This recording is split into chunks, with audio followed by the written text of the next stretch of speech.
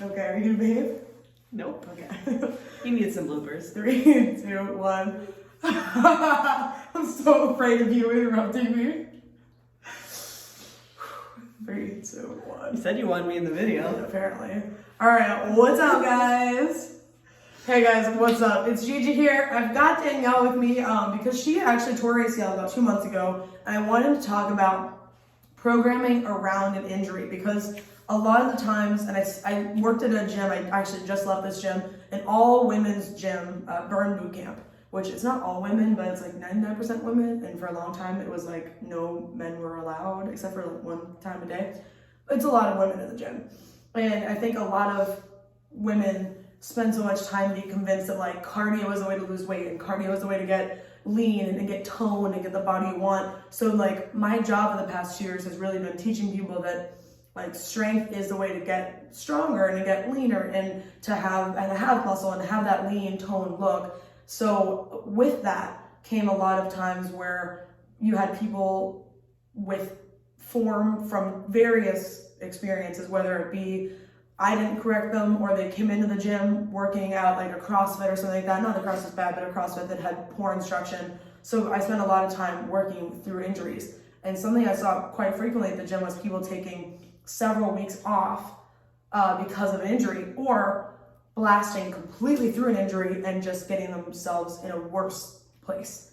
So a couple of years ago in 2018, right, was when you tore your ACL? Yeah. She tore her ACL in 2018 and never quite recover from it. Like there was always something kind of up. Like after a cardio day, it'd be really hurting, or she'd have to like take a day off, or she couldn't squat as heavy as she wanted to really get in a deep squat, even though she could get the mobility for it. If she worked on it, it was painful and uncomfortable, and extension was hard, even after surgery, even after, how many months of PT did you do? Probably about 6. 6 months of PT and continuing through those exercises. So I wanted to talk about that because typically what you see is people take a step forward, they get hurt, and they take 3 steps back, and then there's the fear, right? The fear of getting injured again, so you take like half a step forward, and then you're never really progressing at the rate that you could. So what I was doing with Danielle, especially because, I mean, we're together every single day, I wanted to curate a program that would give her as much volume and as much work as possible to still see progress working around the ACL tear for the second time. So pretty much what our program is looking like right now is a 4-day-week split where we're alternating between a deadlift and a bench or overhead. So week 1, deadlift, overhead press, sumo deadlift, so we're getting more legs, overhead press. And the next week, deadlift, bench, sumo deadlift, bench. So we're alternating between those two. And accessory work would be stuff like a close grip bench press or a push press, or more tricep heavy work, lateral raises, that kind of stuff. So even on the overhead press day, you're still seeing some sort of bench press variation, whether it be close grip bench press or floor press, or even like a dumbbell press, that kind of stuff.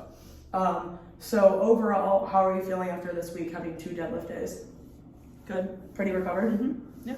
So, and that's one of the biggest fears, I think, and as Danielle's a more intermediate lifter, she's been working out at the gym for about 2 years and then getting into lifting with the barbell since we've been together pretty much. So about a year of kind of seeing it at least once a week alongside the training at Burn. But now that we're gone, we moved, she's just training with me all the time, which means it's a lot more fun, right? It's something. Yeah, it's something.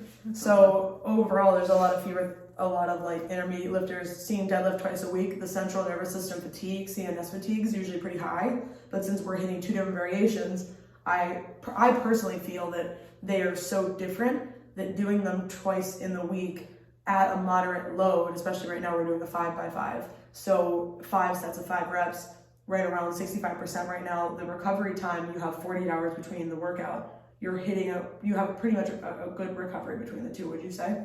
Yeah, and because I'm doing the sumo, it's hitting my quads more. Do you feel like you're hitting your quads efficiently enough? Yeah. How does it feel stability-wise with the ACL tear? The sumo's good. The sumo I feel fine, that's not an issue. It's when I squat I have a little bit more of an instability issue. Right. And for those of you who don't know, the ACL's main purpose really is stability. So a lot of people that choose not to do the surgery, they're either older or a little bit more sedentary, and they're not doing any kind of rotational quick movements. And I really want Danielle to pursue strongman with me, even though she doesn't she doesn't understand why. I just think she's really good at it. And with that, there's athleticism, agility, and we're pretty active. We live a pretty active lifestyle. We have 3 very active dogs.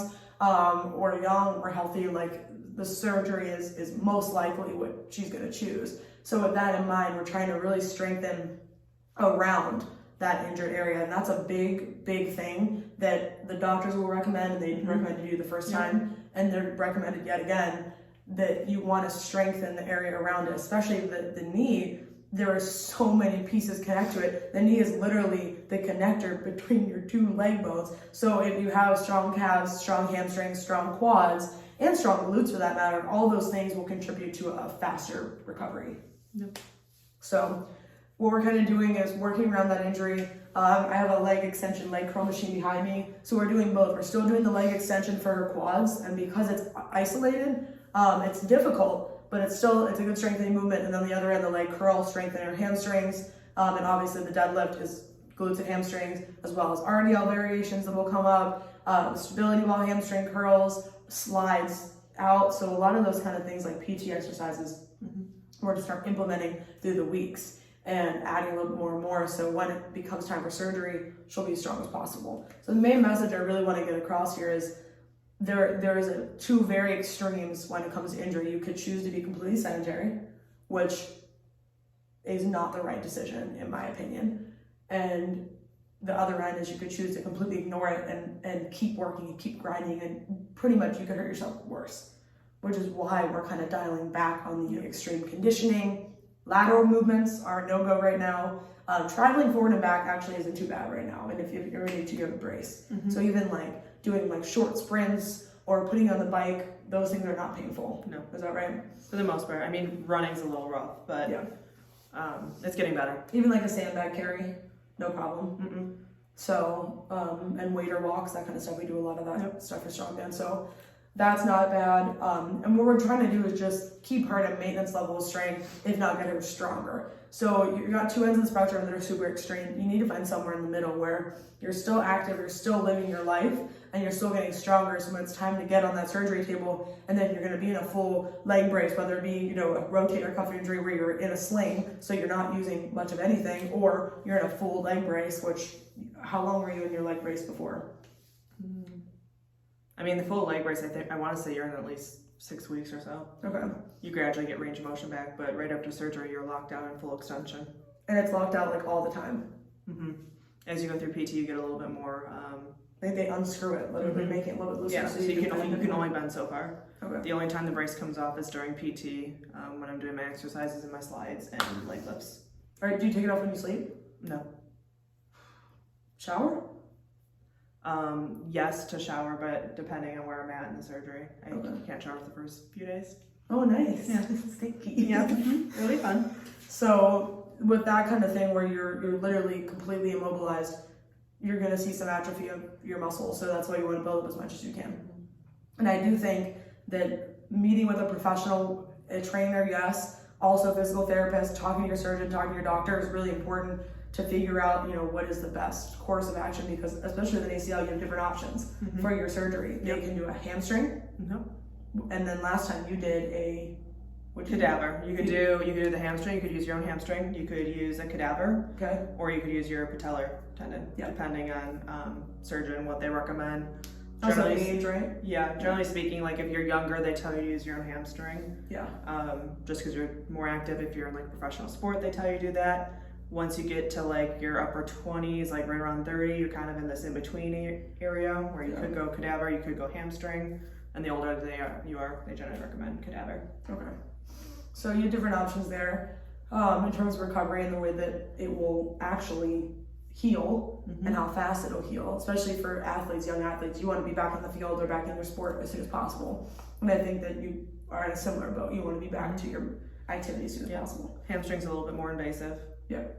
But so, when it comes to that type of deal, you want to be as strong as possible while knowing your limits. So if you have a rotator cuff tear, obviously we're not doing rear delt flies, right? But we can still strengthen around, like we can still do your curls, we can still do some tricep work, a little bit more isolation work, and figuring out how to work around the injury is important. Like even in a sling, you could do squats. You could put a safety bar squat on you or a shoulder saver.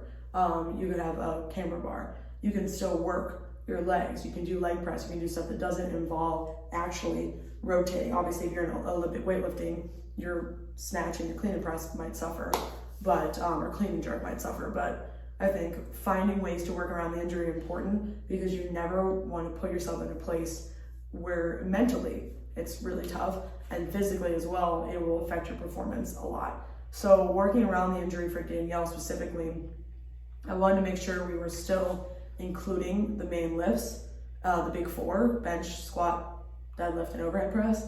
But since we can't do a squat, how do we still get a very similar training effect? So working the sumo pull, a lot more legs, working direct quad work, like a leg extension, direct quad work, like even a smaller motion for your quads, like a quad burner where you're in a bear crawl position.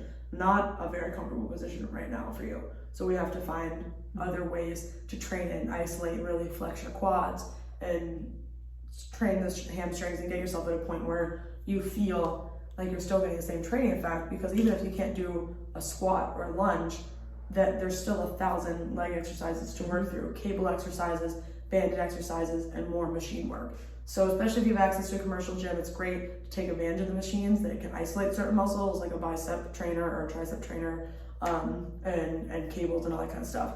So main point, work around the injury, strengthen around the area that needs to have surgery, and always be in communication with your coaches. And there's also a lot of studies showing diet-wise about your hydration, about what kind of food you should be eating, anti-inflammatory foods, that kind of thing. So I think that looking at anti-inflammatory types of foods, especially before and around your surgery, like right after, super important. And keeping open communication between you and your coaches or your trainer, whoever you're working with, to make sure you're as strong as possible. So thanks, Steve, for joining us today. And any questions, comment below. If you want to see what Danielle's training plan looks like, comment below. I can show you guys what that looks like, and we'll keep you updated on her progress with her strength and her training and eventually surgery. So that's it. Bye.